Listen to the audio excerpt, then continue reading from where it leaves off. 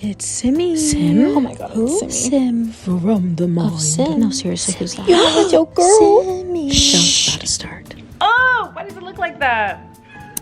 Okay. No. Okay, I just played around with my camera settings a little bit, so my battery's dying. I'm just gonna change it and I'll be right back. Let me let you in on a little secret. All stress is manufactured, but not all stress is valid. I'm gonna share something with you. It's gonna be very vulnerable, okay? Don't judge and don't click off the video. This is what my bedside table has been looking like for the past months. As you can see, this is where the current setup is. The aloe plant inside because it's snowing outside. Not right now, but it has been. We're gonna do some chaos journaling. The pure exhaustion. I'm kind of getting this idea from chaos gardening. It's a tactic that a lot of beginner gardeners and seasoned veterans as well use, where they kind of just throw the seeds out, push them a little bit, give them a little bit of water, and then say, all right, good luck. I'm basically just gonna paste a bunch of shit in my journal until a page is full, and then I'm gonna skip. Because I have a job, I have a day job. Journaling is not my full-time job, even though that would be great. Just like it would be awesome if Minecraft was my full-time job, because these are my hobbies that I enjoy, right? I have really high motivation days, and then I have really low motivation days. It's usually not just one low motivation day, it's usually consecutive low motivation days, and then 1 or 2 high motivation days throughout the week. So I've been experimenting, adapting, course correcting. It feels so silly to say oh, the dystopian, but it really is. And dystopians had to have come from somewhere, right? Had to have come from some feeling of discomfort, some type of anger and frustration with modern society and the trajectory that is going on. This year I definitely want to read some more dystopians, but I also want to read more fantasy, and I want to begin cultivating my own reality, man. Here are a couple of examples to you that I believe is cultivating your own reality. Number 1, do you see those people are when you buy a house, stay there, okay? I know it seems like a foreign concept, but sometimes even when you rent, you don't have to have a boring balcony. Have you seen those people in apartments that have plants all over their walls, in every single corner there's artwork and everything, and they rent, they don't own anything? Or what about the renter-friendly DIYs that you can do to your kitchen, things that don't cost more than $100 or so? You could budget that across a quarter. When I mean could, I don't mean should, I mean could, as in I want to, and I wonder if other people think this way. Sometimes decorating your apartment can feel impossible in these conditions, where majority of Americans are making beneath the poverty line, or just about, I'm a part of those Americans, I am. I guess what I'm trying to say is I want to curate my life more because I think it will make me feel better. You could set aside the money that you would have been spending for Starbucks. You better be boycotting. And I don't say you better. I think obviously you should want to boycott. As you may or may not know, I used to work for Starbucks, and worse, for Target. Just understand that Starbucks workers are criminally underpaid. They're always doing at least 3 people's jobs worth, and they should be getting paid a livable wage. That is not a radical concept. That being said, decorating your apartment, specifically bringing in plants and life, pets, that's your familiar. You know what I'm saying? Think in fantasy terms. I think we will find that our reality will become more interesting and more fulfilling than the content that we consume. One thing I will be looking out for in the coming months is a fucking Venus flytrap or a pitcher plant. I would love a pitcher plant more because it's a plant that you can get in Minecraft, and I just feel like that would be a really good way of cultivating my own reality, to bring that from my fantasy world into reality. And pitcher plants also function like Venus flytraps. They are carnivorous plants. Yeah, just making those treats at home, making things from scratch, using the ingredients in your fridge and seeing what you come up with. I thought of something else that is slightly more consumeristic, but is also a part of creating your own reality. Basically, I think people should dress up more. I encourage you to go to the thrift store and see what you can find, make a costume out of what you have at the thrift store, go on a date, do a themed dinner. And if you're like me and you don't live near your friends, I plan on going to a lot more Renaissance fairs this year, or conventions. Play D&D. I have spoken to some resident dungeon masters. I'm very excited to look into it, but I'm nervous. I'm very nervous. These are all aspects of cultivating your own reality, and for me, journaling is a big part of that. Now it's time to journal. However chaotic it might look, however ugly, consider this a body doubling experiment. If you have any work to do for the next, I don't know, this many minutes, let's work together and I'll be your support. Comment down below what you're working on. If you want. I'm always looking for where my favorite shows are, and I think this year, as part of cultivating my own reality, I want to start or continue amassing my favorite physical media.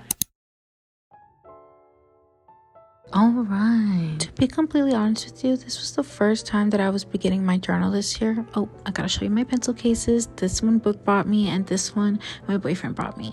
Okay, cute. I know myself well enough to admit that I got caught up in the perfectionism of it all, and I'm pretty upset that I feel like I kind of missed out on memory keeping and whatnots for the beginning of the year. But I've been so busy, girl, and I'm trying to focus on other things, and other things are happening in the grand scheme of US and global politics. Ooh, rare footage of my cats on the bed at the same time. Wow. Pretty cute if you ask me. Creating in general has always been an outlet for me whenever I felt a lot of big emotions, and I've noticed that no matter the medium, I always come back to creating. Creating just, it makes you feel better. It's one of our most natural human instincts, and I think we should all feed it more. Yeah, it's my radical idea. One of my many radical ideas for today. But I hope you enjoy me doing a little bit of swatching of my new materials and figuring out what my theme of my journal is going to be. I tried to make everything match my journal. I don't know how close I got to that, but I hope you like the way my journal turns out. I thought it was cute. I did a few pages, not everything. Okay, now listen to this jazz.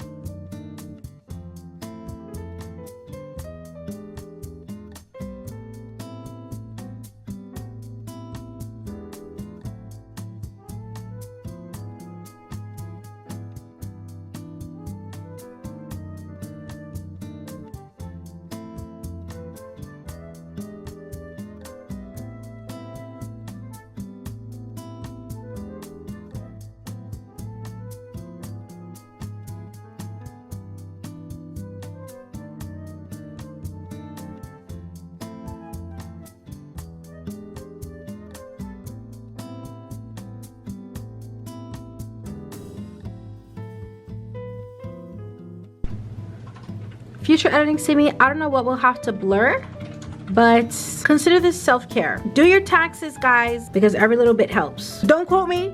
I am not a tax professional, but I understand not wanting to fund the war machine. I want that to be very clear. I'm coming.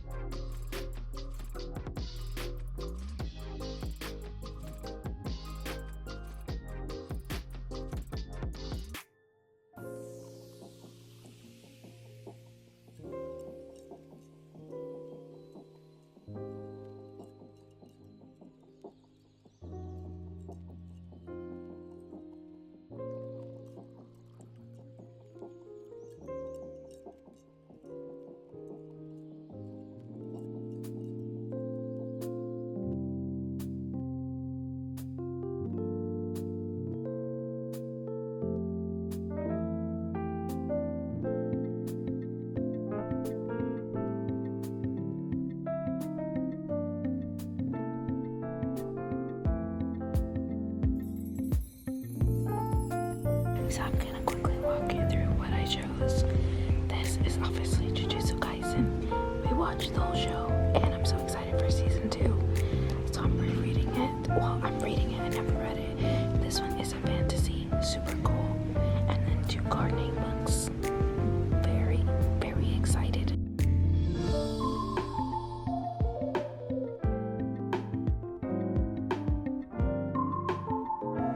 You know, after a long work week, one of the few things that keeps me going is knowing that I have some people to rely on. So miraculously, scheduling my time has been helping me check in on the people I care about the most. I love filming these videos and these voiceovers with the mindset that I am documenting what I think about right now in the present about whatever it is. It's almost like an open journal. And having done YouTube for I think almost 7 years now, I'm really appreciative of all of the memories I've been able to keep on this channel. If you've been thinking about starting a YouTube channel, then this is your sign. I'm running late for work, and this is not the time to show you, but I did my hair. Now I'm overexposed. I'll show you later. Hey guys, it's me, Simi, and today I'm coming at you from my balcony actually. And I just want to show you the outfit of the day. This is something I've been trying to do for self-care, is to just do a little bit more when I'm preparing for myself to go out, especially after work. I just want to feel good so that I can keep going with the rest of my day. So let's get into the details. This piece right here was recently thrifted. It's actually this side, but I hate this side. So we're gonna use this side until I need the other side. As far as my other jewelry, I have this one which was given to me by my mother-in-law, and this one which was given to me by Davion's cousin. Then we have this beautiful skirt that was also thrifted. Bag thrifted. Shoes were also thrifted. Kind of annoying because I'm like, you can't get these. But I think, yeah, they're Steve Madden.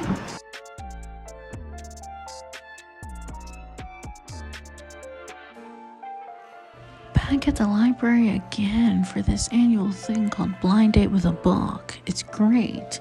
You get a little wrapped up book, a little blurb on the front, tells you everything you need to know. We chose one for each other, and this is what we got. The teeth look like shields sometimes. It's very interesting. This one? This tooth looks like... What the fuck is that? I just started recording. You just started bullying me? No, this tooth looks like a shield. What does that mean? It's really cute. It's been worn You down. got this shape, you know? Like a buckler. I don't like that. It's cute. You're adorable. I doesn't You're also like gorgeous and beautiful. You're all things all at once. Thanks, babe. All good things all at once. Thanks. I'm working on it, okay? Okay. Do you want to hold this for me while I show what we got?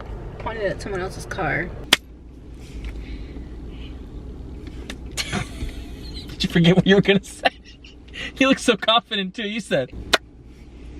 Last year, our library did Blind Date with a Book, which basically means they wrap it up and then they put a little description on the front. I don't think last year they put the age range, but this year they did. I know last year they did have spice ratings on there, and this year they also added that onto the front. So what we decided to do was I'm gonna choose one for him and he's gonna choose one for me, and then hopefully we can bring them back. We'll give you guys some reviews. I'm gonna do a reading vlog, so stay tuned for that one when it comes out, and let's get into what we chose.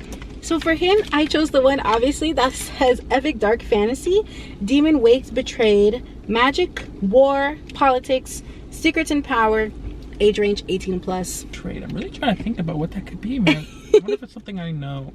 Me too. That's always the thing, isn't it? It's like, is it something I know? Specifically looking for books from the perspective of evil creatures, like when we were on the plane to New York. And that's how I found Bartimaeus, because it's from the perspective of the evil, the genie, you know? So I was looking for books like that. There's a progression fantasy series on Kindle Unlimited called Tenebra that I was reading. I think I like it, just from the description. When I normally go into the library looking for something to read, I think I can get stuck in my head of being like, do I really want to spend my time on this? Because 50% of the time, I pick up a book and I don't like it. The good thing about Blind Date with a Book is it takes out the choice for you, and so you spend less time choosing a book. And so you just have a book. So it feels more like, I feel like I have less expectations of it. Yeah. Does that make sense? So yes, this is the one I chose for him. Epic Dark Fantasy. And this is what I chose for Sim. It says fantasy, magic, school danger, monsters and survival, power, fear, choices.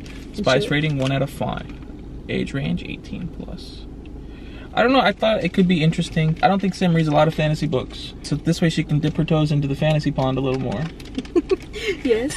And then for you, thank you. One I chose for myself because I couldn't help myself was Romantic Suspense Mystery, Arson Investigation Danger, Healing Through Trust, Suspense and Love. And it has purple and green tag, which we found out, well, Partner Green found out. The purple means it's a part of a series. Yes. And the green means it's a standalone. I feel like I had to get something romance themed because of the times. And then the other one I chose that's not a blind date is Trees of the Emerald Sea, and perhaps there will also be a reading vlog of this one. That says Tress. Oh, sorry.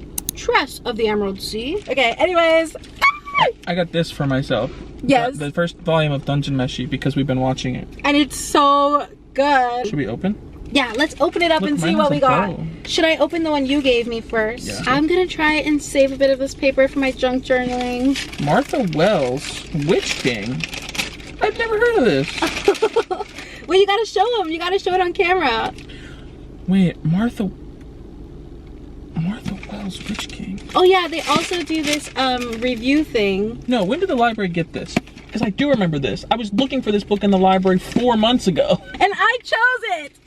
Let's go. I was on a Reddit post for dark fantasy books, specifically for villain, and they said The Witch King by Martha Wells. And I looked up in their system, and they didn't have it at any other location. So this is new that they have this copy. Wait, don't crumple it up. You want this paper too? Yeah, because it has your little... Oh yeah. You want the bow too? Mine is A Deadly Education by Naomi Novik.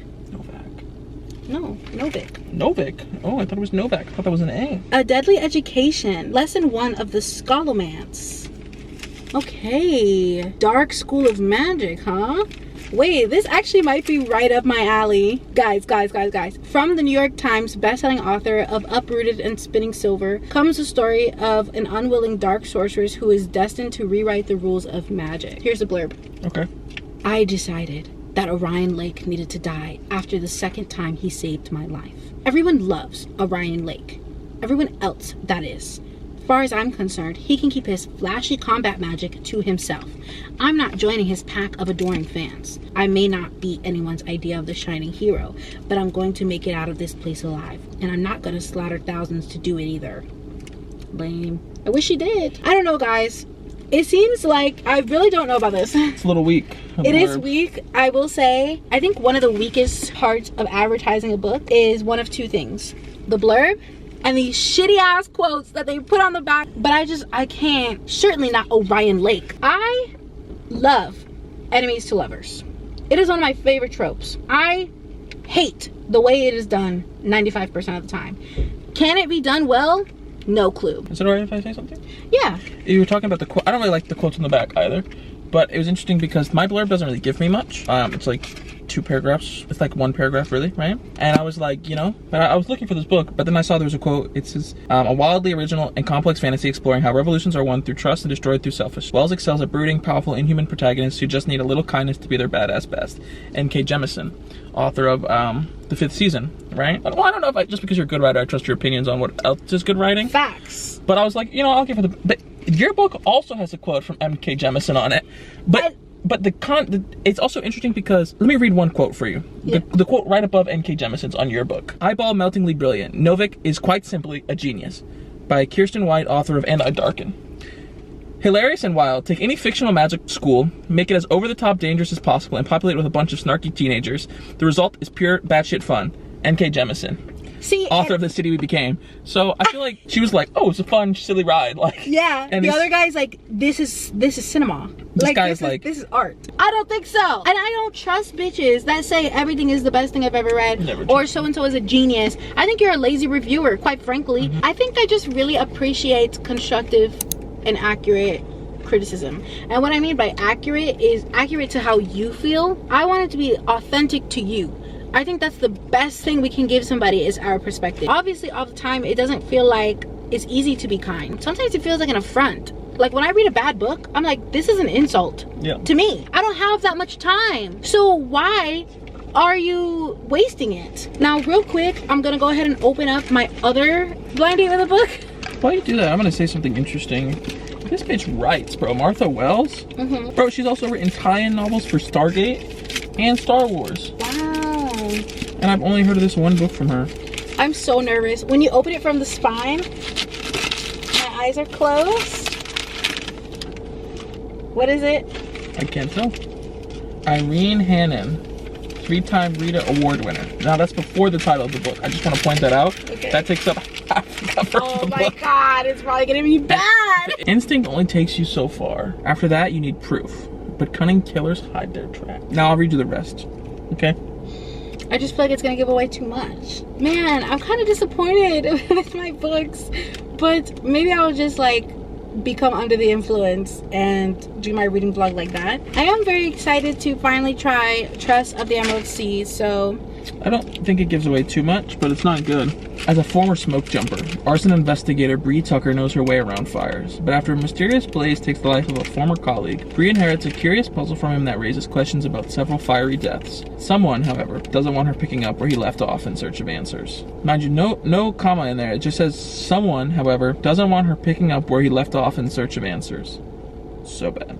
Such bad editing on this blurb. When she It was teams bad up, editing on the blurb. when she teams up with ATF Special Agent Mark Davis, the case heats up, as does the attraction between them. Sparks fly as the danger escalates, but will they manage to track down the person behind the mysterious deaths before their budding romance? And maybe even their lives go up in flames? That was 2 sentences? 3 M dashes in those 2 sentences. What is the book version of discography, huh? Bibliography. Okay, are you sure? People's bibliographies. I'm gonna just say you because guys have- the author first. We know she's a white woman. Hi. We'll be trying to read at least 50% of the books, Yeah. no matter what, because they have Oh yeah, it's like a game. It's a like a little prize. review in the front. Our library does these little sheets. Like then a they do a raffle. raffle. Yeah. Oh, this is very And fun. each book is its own entry. like a panopticon in the inside. Is that a panopticon?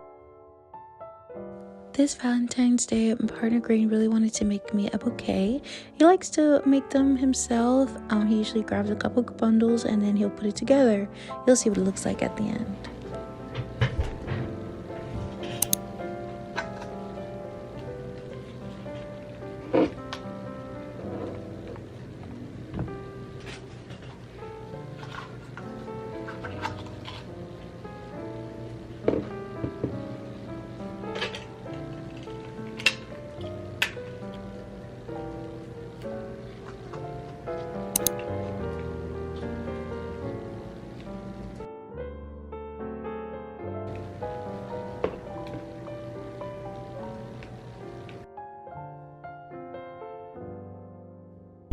Okay, so my husband just came home.